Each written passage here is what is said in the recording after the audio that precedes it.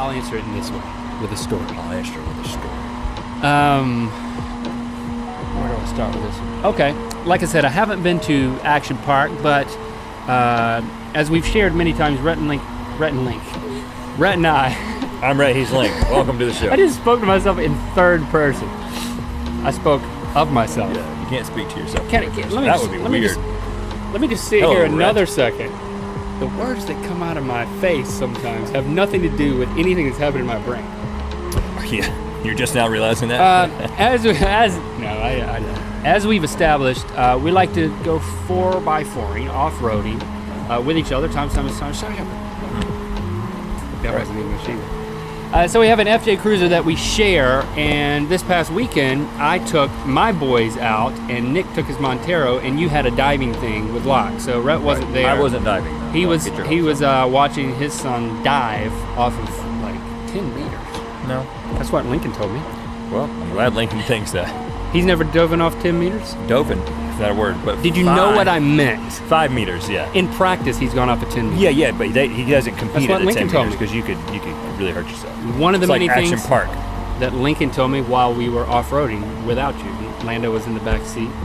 And we go out there, we're north of Big Bear, and we're taking what the book says is a simple trail, and then it's like, well, we can just take the simple trail, or we can take, which is green, or we can take this red trail, which goes to the left, and then it comes... Doesn't mean Christmas. And then it goes to a blue trail to come right back, and it'd be like just doing a loop. Right, and that red spot's not a problem. From experience, and you'll vouch for this, a lot of times you'll see a red trail, and it's people like to build things up so that people like us don't try it, but not in that book. We have tried things. No, I mean, that book, we've discussed this. If you go to the National Park website, it says most difficult, doesn't mean anything. But our book, if it's read in our book, that's a big deal. You forgot this. I admit, you're right. You're right. But we decided to do it because I forgot that. Okay.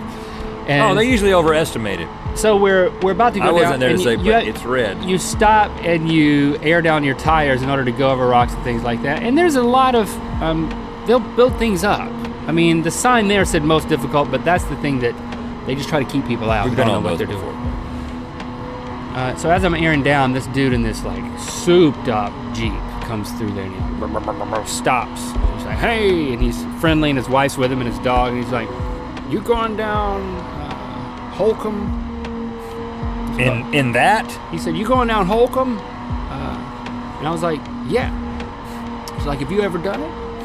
And I said, no, sir. Older guy. And his wife said, well, you might be able to make it in that, but he's not going to make it in the Montero. So he threw Nick under the bus there that the Montero wouldn't make. Oh, and that just makes Nick want to do it. Well, I don't think Nick overheard all that. Oh, and, you didn't tell So it was Nick. totally up to me. And then he was just like, there's some boulders here and there's a creek. And then I didn't pay attention to anything else he said because I was already. And then he said, I don't typically go without somebody. I don't go alone. I said, well, I got a guy in a Montero. He said, well, we're going. You said can't make it. It'll be fine. He said, we're just going to get some lunch and go down here a little ways. So we'll see you. And he kind of had a glimmer in his eye. Like, we'll see you later. So then I air down the tires. We get going 10 minutes later. We go down there. And before literally 300 yards into the trail, there's the guy with the Jeep. And I was like, hey, his name was Mike. Mike, you already ate lunch? He's like, yep, already ate lunch. You'll see the gatekeeper in a few minutes, and I'll be up behind you. So we go up and we turn, and there's a creek. He's like, dag-nabbit, they're coming. There's a creek. Montero and all. There's a creek. It dips down into a creek, and then it immediately just starts going up a mountain with like some. There's like a boulder in the creek on the left side, and then beyond it, there's like two big rocks that I would say are like this big and maybe 2.5 feet off the ground. And as we know, the rocks are your friends. You drive on the rocks, you don't try to straddle rocks, and you certainly can't go around them because there's not enough room. And we start down there, and I get out of the truck, and we're like looking, and we had already passed the guy. Yeah. And it's easy. So in my mind, when he walks up and he's like, so, you gonna do it? I had already answered him when I passed it. yes, I'm going to try it because I've already passed you. So it wasn't like, even though he asked me, are you sure you're going to do this, that it was a legitimate question. At this point, it was more of, just for the record, I want to let you know that I'm asking you again. But my pride wouldn't allow me to say... He asked you again? He asked me again. Are you sure you're going to do this? And I was like, I was thinking, I've already said yes by passing and beating him. But at this point, were you like... So I didn't beginning to doubt yourself? Yes, I was, but he was there and he was like, okay, I'll help you. He said he'll help me. He couldn't pass me anyway. There was no way around. So then I start going and I go through the creek, get all the tires wet. Got to do that. Which turns out makes this extremely difficult to then climb rocks. So I go around the big rock on the left and then start going this way, and Nick is directing me. And the guy is directing me. And he's like not taking, you know how the three of us, we always take time, like get your wheel this way and turn a little bit, now ease it a little bit, and we're like really analytical about it. He walks up and he's like, come forward, go to the left, up, keep coming, gas it, punch it, let it go, stop. You know, it's like that quick. And there was no strategy. I didn't really get out and look at what I was going for. So he's trying to take me up on these two rocks that are just my wheelbase apart from each other. But as I start going up this thing, it's like, kids are in the back seat, by the way. In a creek. Pale. They're just scared. Yeah.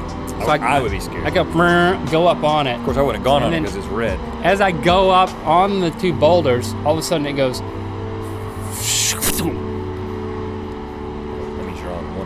So I slid over, and my windows rolled down, and I'm as far from me to you, the camera, to Mike.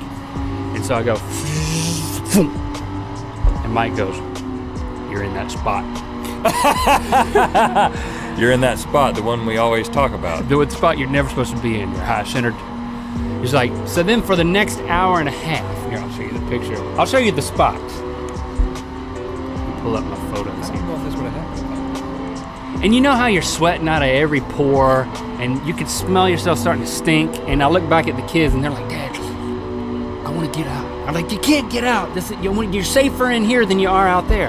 And then 5 minutes later, I let them out because they can't handle it, and they're like standing up there in the shade, eating trail mix and laughing at me. An hour and a half. How did he get you out? You didn't even have... Yeah, you didn't take my high lift jacket or anything. Yeah, because you didn't put it on there. That'll never happen again, because we needed that. So of course the pictures never do it justice. This is shooting down the mountain, which your eyes kind of level it as being level ground, but this is shooting down a mountain as if I was pointing up. And you see the two rocks that I'm supposed to have a tire on both rocks, but I don't. Dude, a campfire. You did it camping, huh? I got slow-mo footage of a campfire too. So Go back to this rock. So to answer your question, the reason why it took an hour and a half is because I was sitting there doing a 223 point turn going backwards and forwards. The where you see that's Mike back there standing on a rock, and one time he's like, punch it, and another time he's like, reverse punch it. And I punch it, and as I punch it, I backed up onto this huge rock behind the left passenger back wheel, and he's standing right there. So he's like, reverse punch it, and I'm like, and then he's like, whoa, and I hit something. And I thought it was Mike. Like the moment, the part of the truck that hit the truck. If you had hit Mike, you would still be there. You realize that? And, because Mike's your only hope at getting out. Then he comes to the window and he hands me this. Oh. And I was like, it looks like it's part of the car. Yeah, that's it's just a mud flap. But he said, he said, not imported, I guess. He said you can take that with you. That it just came off of your truck.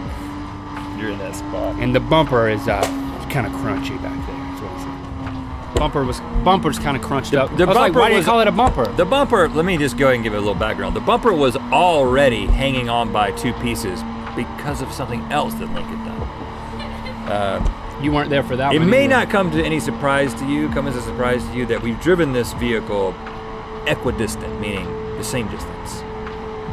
I have not done any damage to the vehicle. Now I see that Link has lost a mud flap. He's crunched a bumper he had already nearly knocked off the car. Also, the rock. How's the rock rail doing? The one that you folded up under the car. It's really smushed up.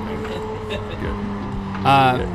So this is what they call John Bull Trail. This is a red. The next morning we did not. It's just shooting down the mountain.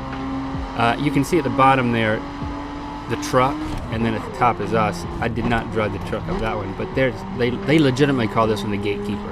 And Mike explained, he said, you know, they put these gatekeepers at the beginning of every trail to keep people like you out. Yeah. But, you know, and then I was like... was he like kind of upset? No, he knew from the moment he pulled up beside me, the moment he saw me airing down and said, going down Holcomb, he knew at that moment he was gonna have to this was going to be a show.